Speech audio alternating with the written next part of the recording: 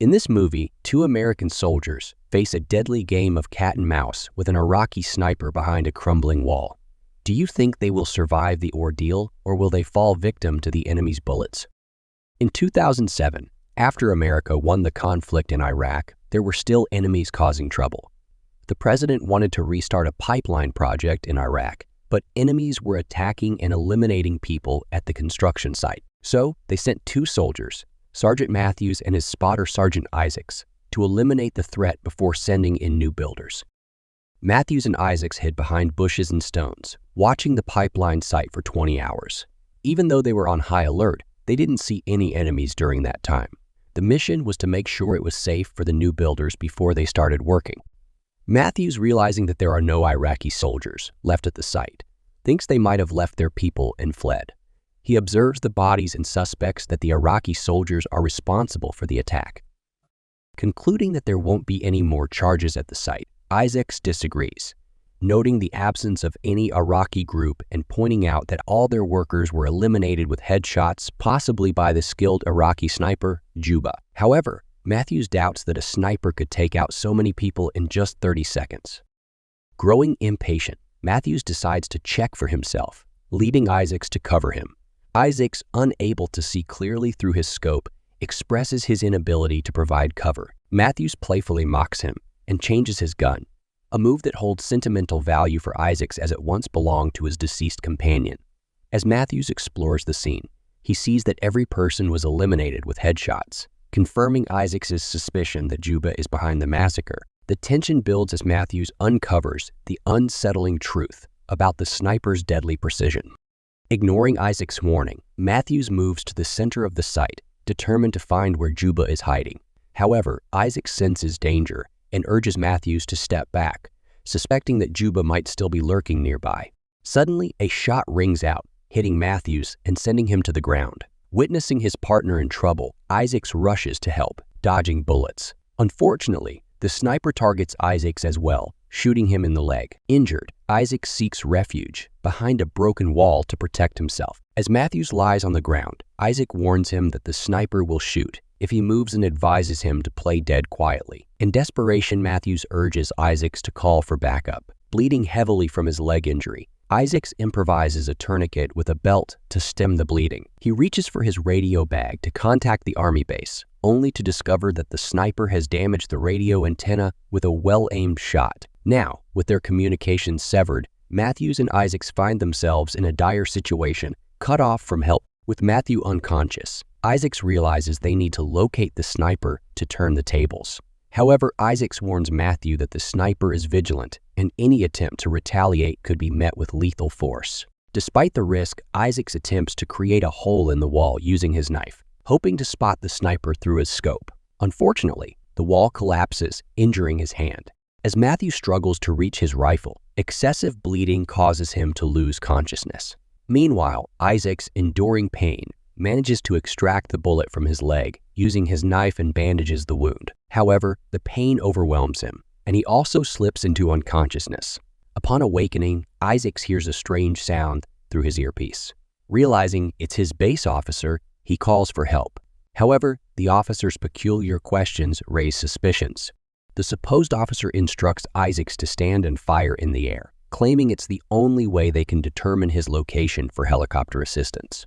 However, Isaacs, aware of the danger, rejects the idea, citing protocol concerns that could jeopardize their safety. As he listens closely to the officer's responses, Isaacs detects an absence of an American accent. Realizing that the voice on the other end is not their own officer, but the cunning sniper Juba who has hacked into their radio. Realizing the deception, Isaac stops engaging with Juba, who starts asking irrelevant questions in an attempt to distract and disorient him. Despite Isaacs' attempts to fix the damaged radio, it remains non-functional. Juba persistently asks meaningless questions, attempting to break Isaacs' resolve. However, Isaacs refuses to play along. Juba, growing impatient, threatens to harm Matthew if Isaacs continues to resist.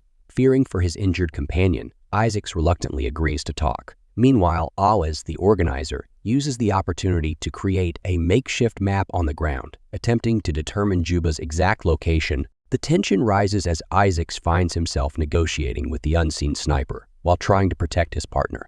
Juba reveals to Isaacs that he's not a soldier, but an ordinary person aiming to protect his country. He probes Isaacs about his family, but Isaacs refuses to divulge personal information. Isaacs taunts Juba, highlighting the irony of him attacking those who are trying to develop Iraq's infrastructure. Unfazed, Juba continues his interrogation, but Isaacs remains steadfast, refusing to answer personal questions. Juba resorts to threats, putting Matthews in danger. Understanding the seriousness of the situation, Isaacs reluctantly agrees to subscribe to the channel and engage with him further. Juba's questions become more unnerving as he asks about the ownership of Isaac's scope and the circumstances surrounding the previous owner's decease. Isaacs realizes that Juba has been eavesdropping on their conversations since their arrival, deepening the sense of vulnerability. As the tense exchange continues, Isaac scans the area using his scope and notices a radio near a dead body. Determined to retrieve it, he cautiously approaches the edge of the wall. Despite his efforts to reach the radio with a piece of wood, Isaacs finds himself unable to grasp it. The scene intensifies as Isaacs grapples with the realization that their every move has been monitored by the elusive sniper.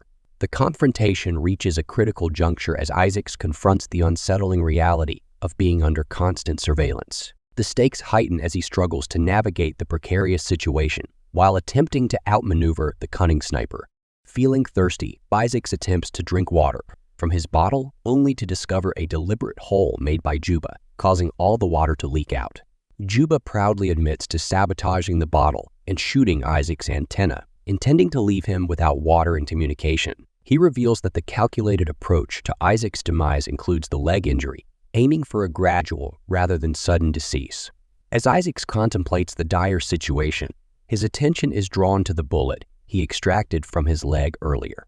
Examining it closely, he tries to discern the model of the gun used by Juba. Isaacs confronts Juba, labeling him as an enemy. In response, Juba laughs off the accusation, asserting that Isaacs and Matthews, as soldiers in Iraq, are the ones engaged in acts that harm his people. The exchange highlights the psychological warfare orchestrated by Juba, who not only inflicts physical harm, but also seeks to weaken Isaacs mentally. The organizer, assessing the situation, calculates that Juba is concealed in the garbage heap. Isaac reflects on Juba's endurance in the heat while hidden in the trash, recognizing him as a skilled professional. Juba, however, denies being a sniper, claiming to be an ordinary person. Isaac, discerning an American accent, accuses Juba of deceiving them after being an officer in the American Army. Juba counters that he only targets those who initiate attacks on his people. Amidst the worsening conditions of thirst and fatigue, Juba threatens Isaac, promising a gruesome fate for him. Isaac shares his past, revealing a connection with his deceased friend, Dean, whose scope he carries as a memento. The severity of their situation escalates, leading Isaac to devise a plan to distract Juba. Waving his rifle over the wall, Isaac attempts to trick Juba, who remains vigilant. In an unfortunate turn, Isaac's helmet falls on the other side of the wall, leaving him vulnerable. Despite setbacks, Isaac perseveres, avoiding Juba's bullets and retrieving a bag and a radio near a dead body. To his relief, the bag contains water and candy, providing a much-needed respite. However, his hopes are dashed when he discovers that the radio is also non-functional. As Juba's gunfire shatters the wall, destroying Isaac's scope, he hears a familiar voice through his earpiece, revealing that Matthews is still alive. Isaac quickly informs Matthews about Juba's hiding spot in the garbage heap. Matthews cautiously uses a piece of glass to scout the area, attempting to retrieve his rifle without alerting Juba. Meanwhile, Juba maintains his focus, continuing to engage Isaac with his words. Isaac discovers Juba's motivation for his action. Juba was once a teacher whose students were eliminated during an attack by the American Army. Seeking revenge, Juba targets American soldiers and civilians alike. Isaac's revelation deepens the complexity of their situation. He also realizes that the wall where he's seeking refuge was once Juba's school, destroyed during the attack.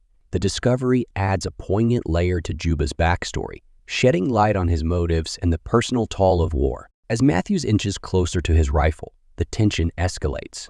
Both soldiers are now aware of Juba's presence and the stakes involved. When Juba questions why Isaac still carries the damaged scope, Isaac initially refuses to answer.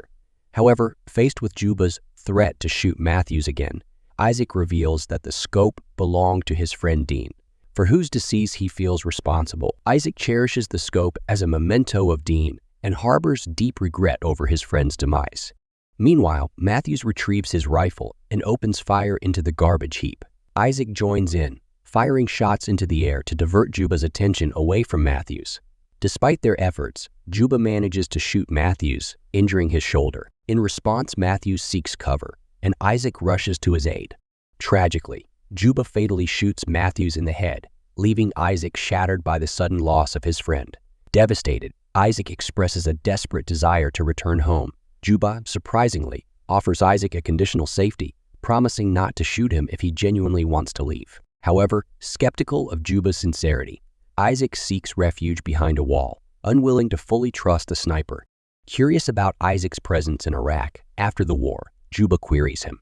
Isaac, overwhelmed with grief and the desire to return home, admits he doesn't have a clear plan. In an unexpected turn, Juba proposes a deal. As long as Isaac continues sharing his story, Juba won't harm him. Faced with the prospect of survival, Isaac begins to confess a painful truth. He reveals that he accidentally eliminated Dean while attempting to eliminate an enemy. To cover up his mistake, Isaac lied, attributing Dean's decease to their enemies.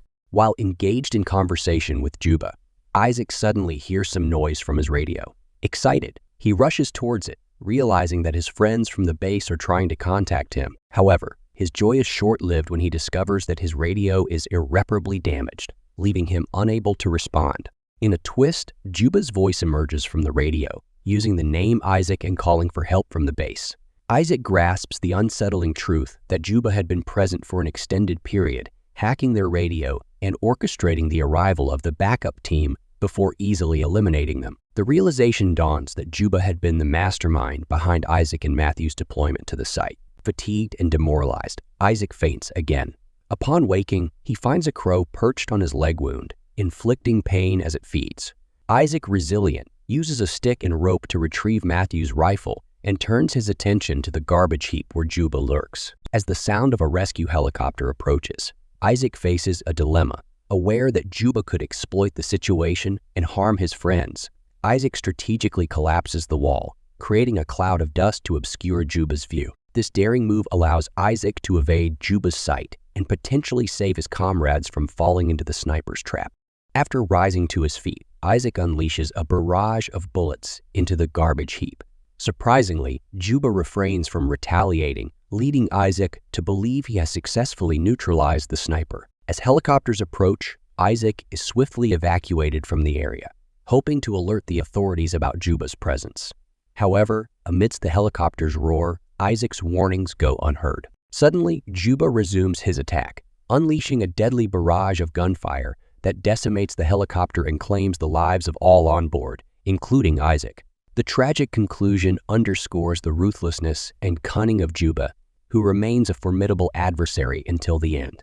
As the movie concludes, Juba once again exploits his ability to hack into U.S. communication lines, pretending to be American soldiers in distress. He lures another backup team to the site, setting the stage for yet another deadly encounter. Continue the action by clicking another video popping up on your screen now. See you there.